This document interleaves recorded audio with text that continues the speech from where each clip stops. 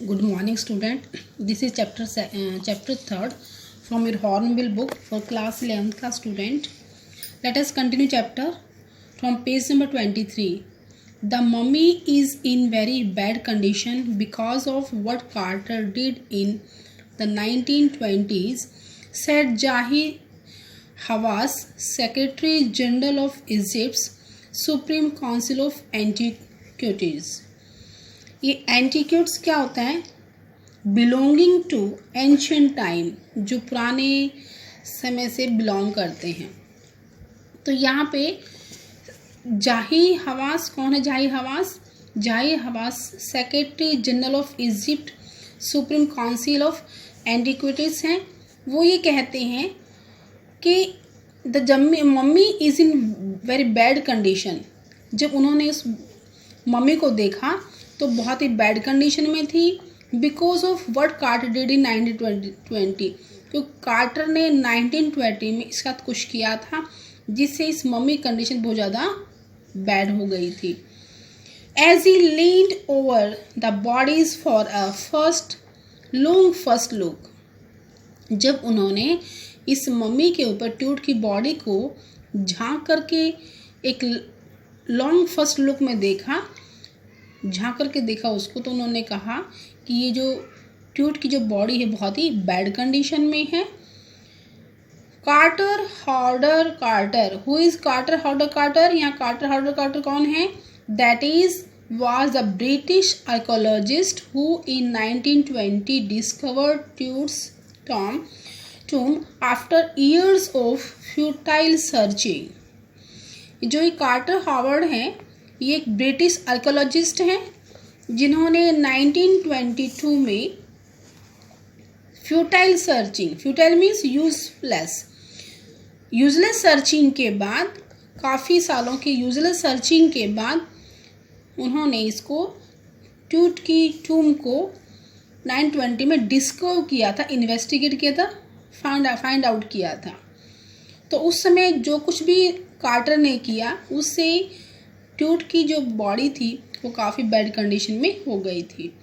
It's contents दो hastily means swiftly, जल्दी से, रैंसैक्ड इन एंटीक्विटी वॉज सरप्राइजिंगली कंप्लीट। और जो इसकी जो सामग्री, जो कंटेंट्स थे, उनको बहुत जल्दबाजी में, मतलब सरप्राइजिंग तरीके से उनको क्या कर दिया गया था?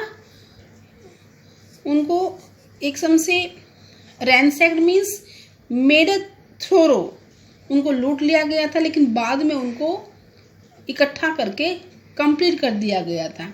इट मीन्स कुछ भी चीज़ वहाँ से गायब नहीं थी, मिसिंग नहीं थी।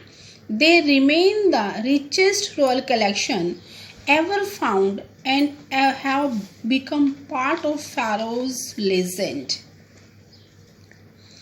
अब यहाँ बता रहे हैं राइटर कि जो भी कुछ उनके साथ बॉडी साथ जो उनको मिला वो क्या थी? वो रिचेस्ट रॉयल कलेक्शन थी and have become part of the pharaohs. Pharaohs means air, यहाँ पे आता है किंग ट्यूट लेजेंड। और ये जो लेजेंड थी ये किंग ट्यूट की कहानी का एक इम्पॉर्टेंट पार्ट बन गए थे। Stunning artifact in gold, their eternal brilliance meant to guarantee recursion। यहाँ पे recursion का मीनिंग है रिस्टोरेशन ऑफ टू लाइफ, जीवन के लिए, आफ्टर लाइफ के बाद भी जो है कुछ स्टोर के रखना।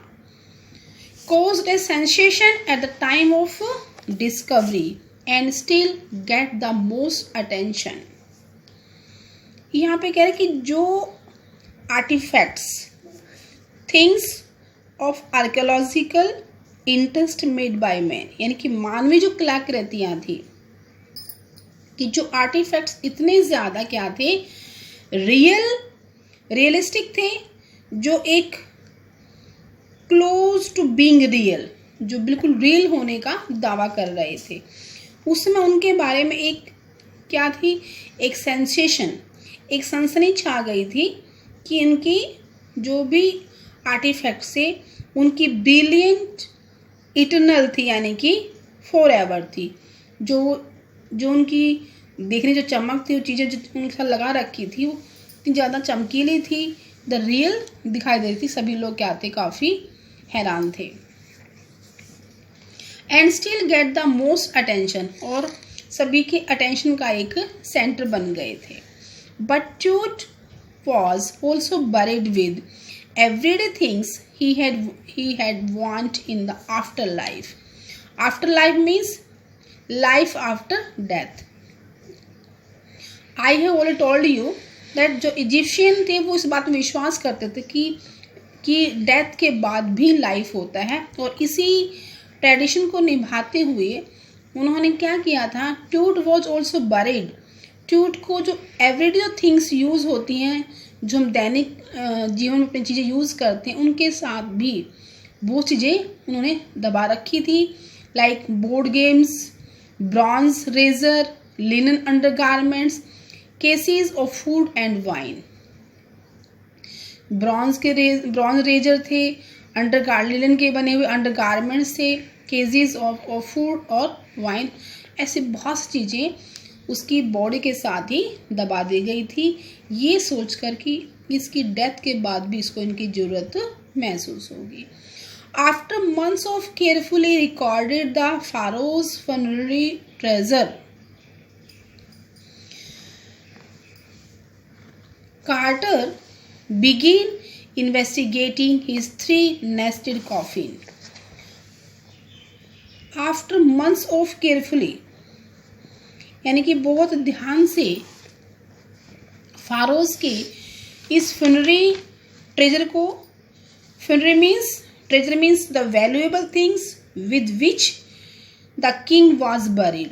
वो सारी बहुत ही वैल्यूएबल थिंग जिनके साथ किंग टूट की बॉडी को दबाया गया था, उनकी बहुत ज़्यादा केयरफुल तरीके से, आफ्टर मंथ्स ऑफ केयरफुली, महीनों तक उसकी को बड़े ध्यान से देख करके कार्टर ने उसकी रिकॉर्डिंग जो थी शुरू कर दी। And began investigating his 3-nested coffin, और उन्होंने, कार्टर ने उसकी 3-nested coffin को भी इन्वेस्टिगेट करना शुरू कर दिया।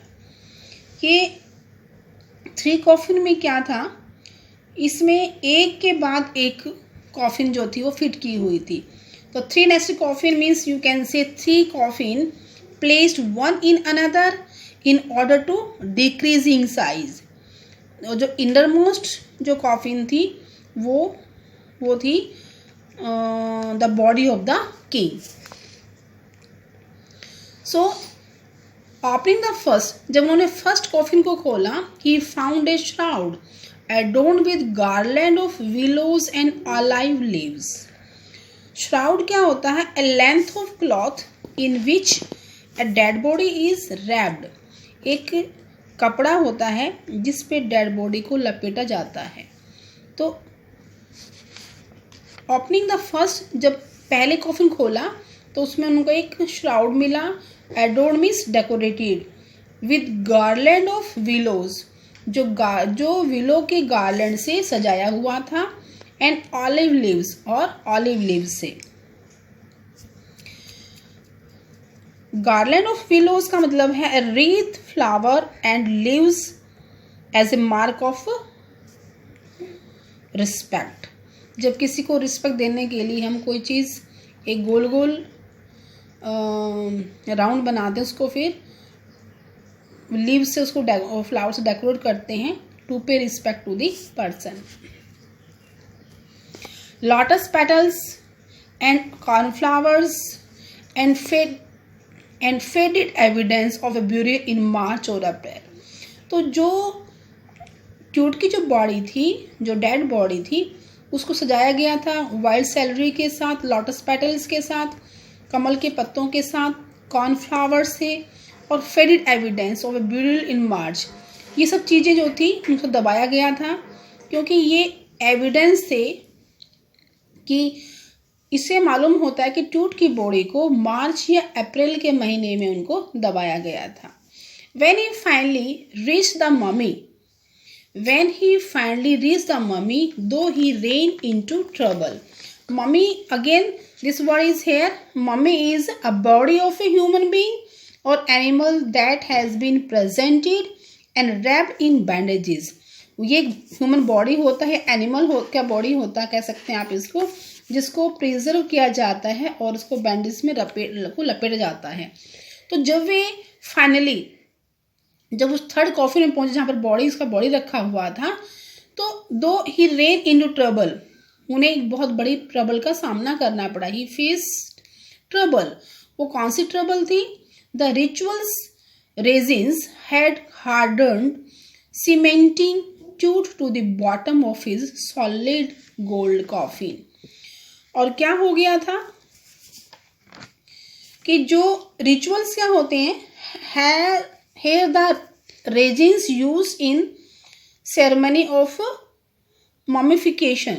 जब उसकी बॉडी को कॉफिन में रखा गया था तो उसके साथ क्या था, रेजिन्स क्या होती है? Sticky flammable substance that is insoluble in water. एक चिपचिपा सा पदार्थ होता है जिसको आग भी लग सकती है और जो पानी में नहीं घुल सकता. तो जो उसका जो चिपकाया हुआ था उसके लगने से ट्यूट की जो बॉडी थी वो उस गोल्ड कॉफिन के बिल्कुल क्या हो गई थी, चिपक गई थी. No amount of legitimate force could remove them. Carter wrote later what was to be done. Legitimate क्या होता है? रीजनेबल. और वो ऐसी कोई भी फोर्स नहीं थी जो ट्यूट की बॉडी को गोल्ड कॉफिन से अलग कर सकती थी. Carter wrote later what was to be done. Carter ने लिखा कि अब क्या किया जाए. How can we remove the body from the coffin. तो student, till here you will revise this chapter and find out in between questions from the chapter. Thank you.